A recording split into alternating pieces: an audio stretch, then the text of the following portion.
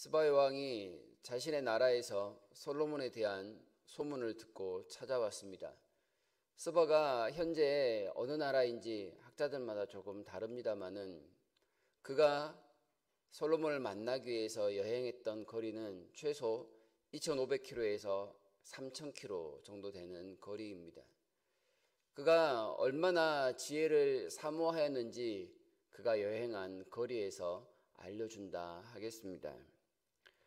솔로몬을 그렇게 만나고자 했던 이 여왕이 그를 만나자마자 마음에 담고 있던 모든 질문을 쏟아내었던 것 같습니다.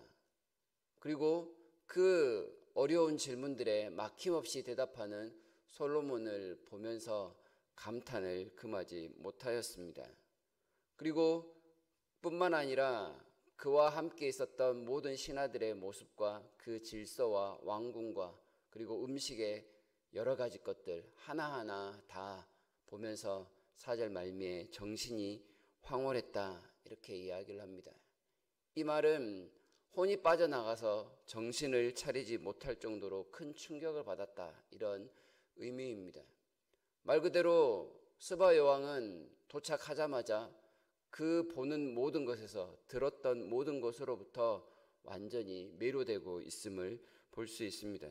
그래서 7절에 이렇게 고백하죠.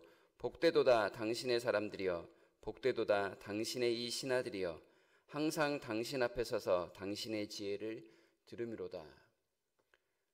이 순간 여왕에게 있어서 솔로몬의 신하의 자리를 매우 부러워하고 있습니다. 자신의 왕자보다 솔로몬의 신하로서 매일 지혜를 들을 수 있는 것이 얼마나 복된 일인지 그것을 사모할 정도입니다. 시편을 보니까 시편 한 기자는 이렇게 이야기를 합니다.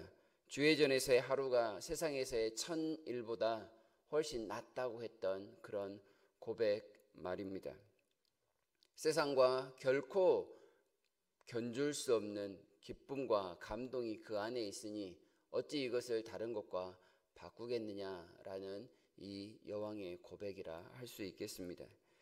감탄에 경탄을 금치 못했던 이 여왕이 더 나아가 하나님을 찬양하게 됩니다. 그 내용이 8절입니다.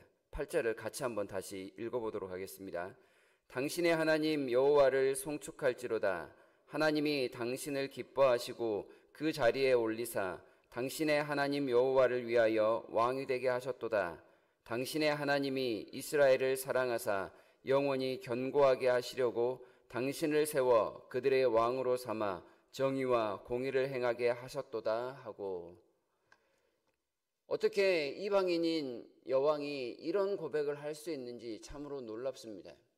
이 고백에는 하나님께서 솔로몬을 세우신 이유와 목적, 그리고 앞으로 그를 통하여 하나님의 나라를 견고하게 다스려 가시려는 그 계획까지 포함되어 있음을 그가 고백하고 있습니다.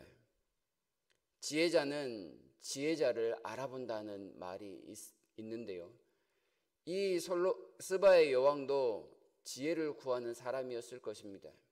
그리고 그 지혜를 구하는 가운데 솔로몬의 더 큰 지혜를 보고서 감탄하며 더 나아가 그 지혜를 주신 이가 하나님이심을 알고 그 하나님을 마음껏 찬송하고 있는 모습입니다. 결국 솔로몬을 통해서 영광을 받으시는 분은 하나님이시라고 이렇게 말할 수 있습니다. 하나님께로부터 모든 것이 흘러나와 솔로몬에게 넘쳤고 그 넘쳤던 지혜가 이방인인 자신에까지 흘러오고 있음을 무척이나 감사하고 있는 것입니다. 지혜가 얼마나 세상을 기쁘게 하는지 이 스바의 여왕이 단적으로 보여주고 있는 모습입니다. 그러나 이 솔로몬보다 더 지혜로우신 이가 우리에게 오셨습니다. 마태복음 12장 42절에서 예수께서 이렇게 말씀하십니다. 심판때에 남방여왕이 일어나 이 세대 사람을 정죄하리니 이는 그가 솔로몬의 지혜로운 말을 들으려고 땅끝에서 왔음이거니와 솔로몬보다 더 큰 이가 여기 있느니라. 이 여왕을 빗대어서 예수께서 하셨던 말씀입니다. 솔로몬 시대에는 스바의 왕처럼 주변에 있는 사람들이 지혜자의 말을 듣기 위하여 수천 킬로를 여행하는 그런 열정을 보입니다. 그러나 예수님 당시에 솔로몬보다 더 큰 지혜자가 예수님이셨음에도 불구하고 사람들은 스바의 여왕처럼 그렇게 반응하지 않았습니다. 오히려 예수님을 배척하고 무시하고 공격하고 심지어 죽이기까지 했습니다. 예수님의 말씀을 듣고 감동은커녕 오히려 정반대의 행동을 하고 있었던 것이지요. 예수님을 거부했다라는 것은 그의 지혜를 거부했다라는 것이요, 그가 가르치신 정의와 공의를 함께 거부했다라는 뜻입니다. 하나님을 거부했다라는 말입니다.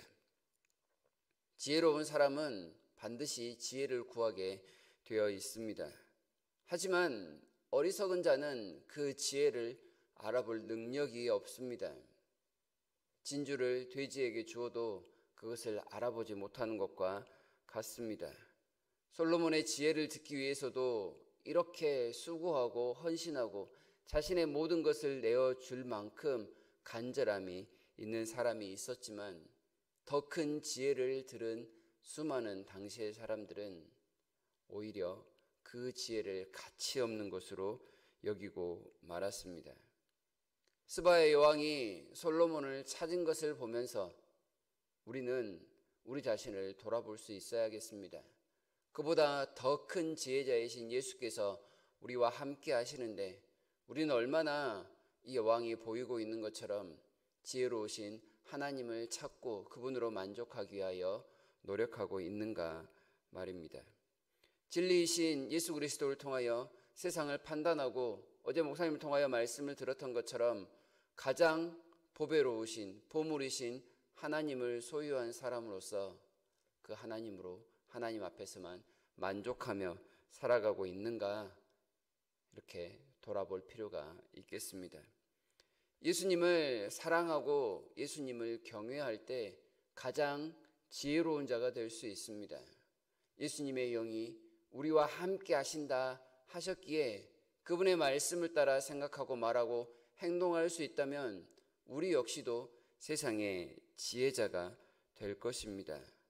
우리가 세상에서 하나님의 말씀에 따라 지혜로운 삶을 살아간다면 솔로몬에게 넘쳤던 지혜가 여왕에게로 가득 흘러가듯이 하나님의 지혜 역시도 우리를 통하여 세상에 흘러가는 그런 일이 나타날 것입니다. 복의 통로로서의 역할을 감당하는 것이지요. 이것은 우리에게 주어진 사명이라는 것 다시금 기억해야 하겠습니다. 우리에게 지혜가 부족하다면 꾸짖지 아니하시고 후히 주시는 하나님께 기도해야 하겠습니다. 그러면 하나님께서 주시겠다, 주실 것이다 우리에게 약속하십니다. 예수님을 아는 지식을 가장 고상하게 여기며 우리 자신을 부인하고 예수 그리스도의 십자가를 지고 따라가는 삶, 경외하는 삶을 오늘도 살기 위하여 노력해야 하겠습니다. 주의 영이 우리 가운데 계시기에 솔로몬과 같이 지혜로운 자가 되려는 거룩한 목표를 가지고 오늘도 당당하게 세상 가운데 살아가시는 우리 모두가 되기를 진심으로 바랍니다.